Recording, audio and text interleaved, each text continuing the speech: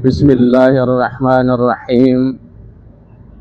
Assalamualaikum warahmatullahi wabarakatuh. Alhamdulillah. Alhamdulillahilladzi anzalal Qur'an imaman wa hudan wa rahmatan lil mu'minin. Asyhadu an la ilaha illallah wahdahu la syarikalah wa asyhadu anna Muhammadan abduhu wa rasuluh la nabiyya ba'da ila yaumil qiyamah. Allahumma salli ala sayyidina Muhammad wa ala alihi wa sahbihi wa sallim. Faqala Allah ta'ala fi kitabihil karim, a'udzu billahi minasy syaithanir rajim. Bismillahirrahmanirrahim. Syahrul Ramadan alladzi unzila fihil Qur'an hudan linnasi wa bayyinatin minal huda wal furqan. Shadaqallahul azim. Puja dan puji syukur kita kehadirat Allah Subhanahu wa taala, Tuhan kita yang maha besar, Tuhan kita yang maha pemurah, maha pengasih lagi maha penyayang, yang telah mencurahkan rahmat dan nikmatnya kepada kita semua hingga di sore hari ini sembari kita menunggu berbuka puasa. Kita bersyukur kepada Allah, mudah-mudahan pertemuan kita diberkahi dan diridhoi oleh Allah Subhanahu wa taala. Selanjutnya tak lupa selawat beriring salam keharibaan junjungan kita, panutan kita, orang yang paling sangat kita cintai, yang kita harapkan syafaatnya di yaumil akhir kelak, Nabi besar Muhammad sallallahu alaihi wasallam. Hari ini bertepatan dengan tanggal 17 Ramadan, di mana-mana saat ini diperingati nuzulul Quran. Pendapat para ulama sepakat tanggal 17 Ramadan adalah merupakan turunnya Al-Quranul Karim. Walaupun sebahagian ulama berbeda pendapat, ada yang menyebutkan tanggal 18 Ramadan, ada yang menyebutkan tanggal 19 Ramadan, dan ada yang menyebutkan tanggal 24 Ramadan. Tetapi yang masyhur di kalangan para ulama menyebutkan bahwa turunnya Al-Quran bertepatan pada tanggal 17 Ramadan. Pada sore hari ini saya akan membahas satu ayat Al-Quranul Karim yang mengajarkan kita tentang nilai-nilai persaudaraan, yaitu bisa kita lihat di dalam surah Al-Hujurat ayat 10. Allah Subhanahu wa taala berfirman, a'udzu billahi minasy syaithanir rajim. Bismillahirrahmanirrahim. Innamal mu'minuna ikhwatun fa aslihu baina akhawaykum wattaqullaha la'allakum turhamun. Yang artinya, sesungguhnya orang yang beriman itu bersaudara, walaupun kita berbeda orang tua, walaupun kita berbeda orang tua, berbeda suku, berbeda bangsa, tetapi kita sebagai orang beriman adalah bersaudara, diikat oleh satu kalimat, asyhadu an la ilaha illallah wa asyhadu anna muhammadar rasulullah. Kemudian ayat ini dilanjutkan Allah, fa aslihu baina akhawaykum. Apabila saudara kalian berselisih, maka damaikanlah saudara kalian. Jangan biarkan mereka tidak berteguran satu sama lain. Wattaqullah, bertakwalah kepada Allah, la'allakum turhamun.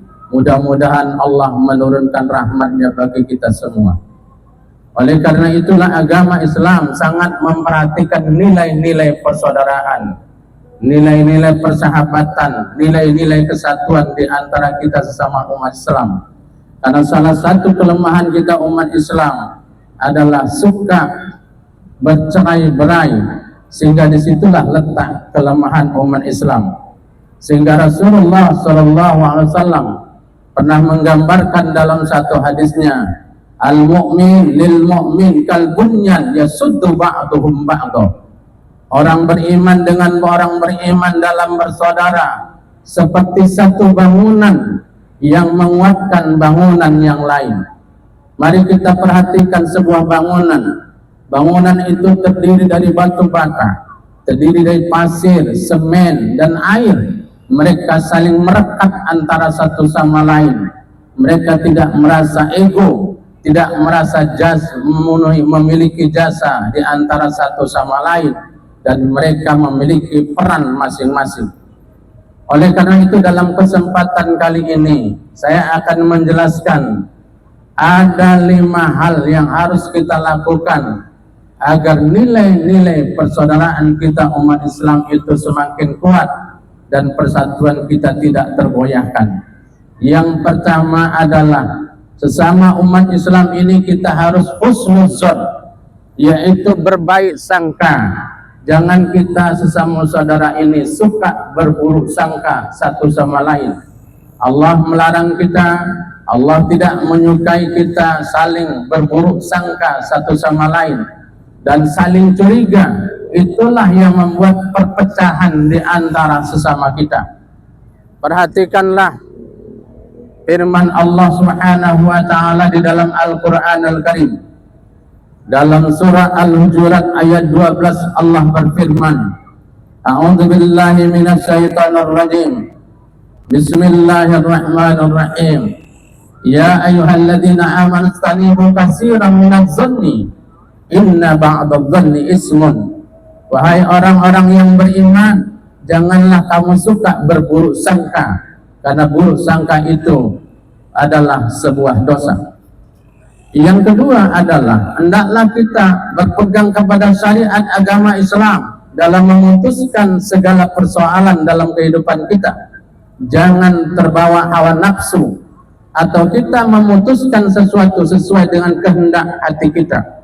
Perhatikanlah firman Allah dalam surah Ali Imran. A'udzu billahi minasyaitonir rajim. Bismillahirrahmanirrahim. Wa'tasimu bihablillahi jami'a wa la tafarraqu.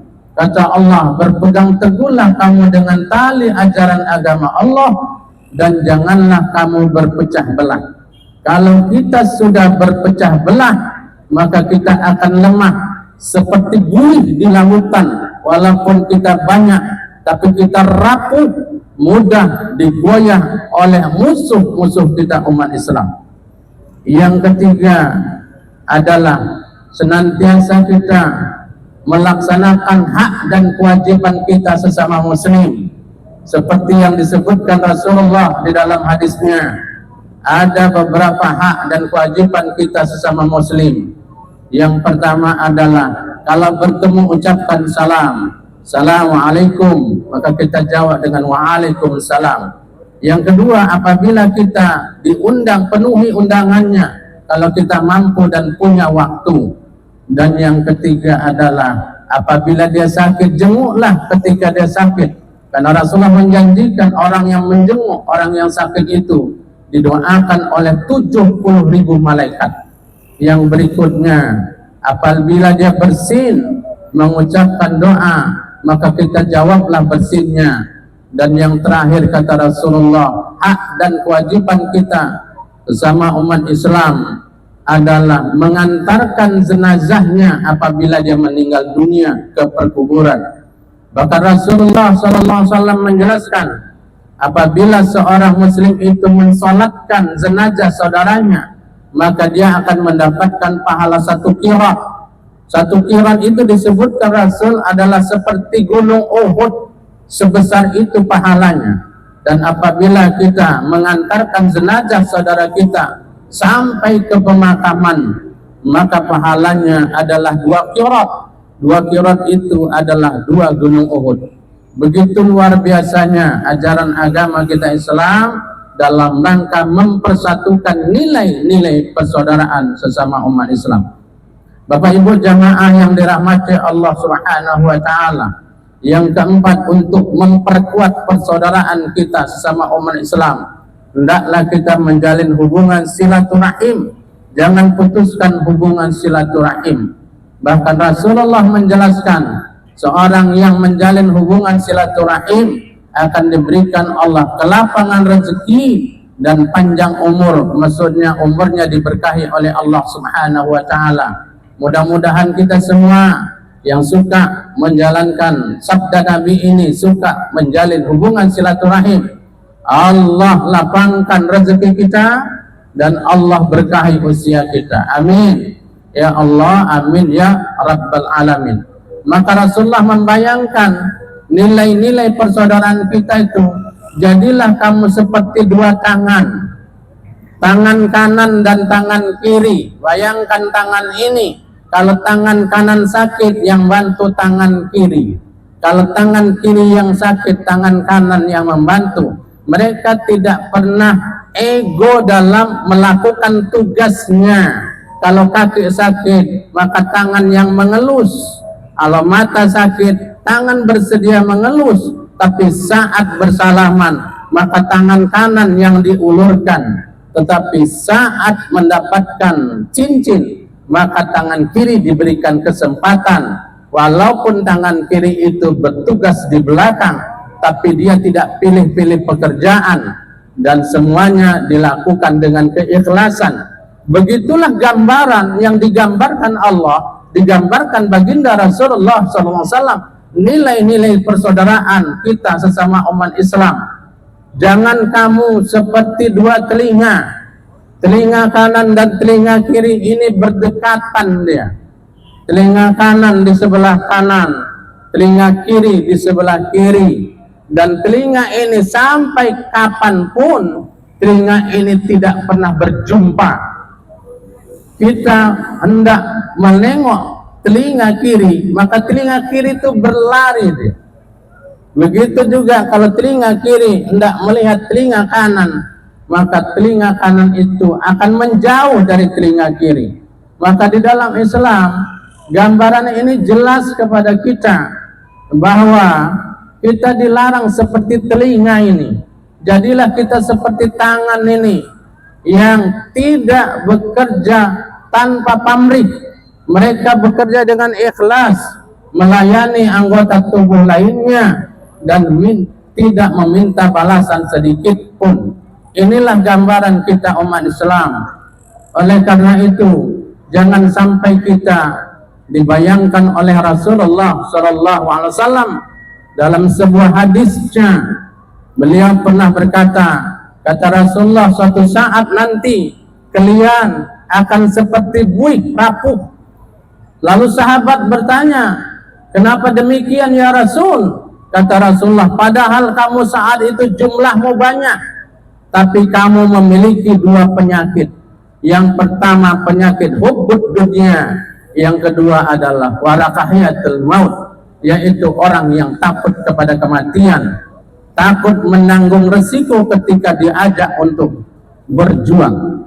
Oleh karena itu, apabila seseorang itu sudah hubbud dunia, maka dia akan mementingkan dirinya, tidak memperhatikan orang lain, egonya lebih menonjol, dan disitulah peluang terjadinya nilai-nilai cerai-berai di antara kita, goyahnya nilai-nilai persatuan.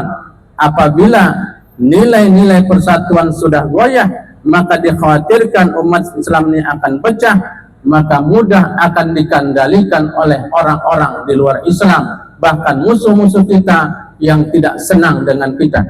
Gambaran yang keempat ini untuk menghubungkan kita, silaturahim kita, persatuan kita dengan jalan. Jadilah kita seperti dua tangan, jangan kita jadi seperti dua telinga.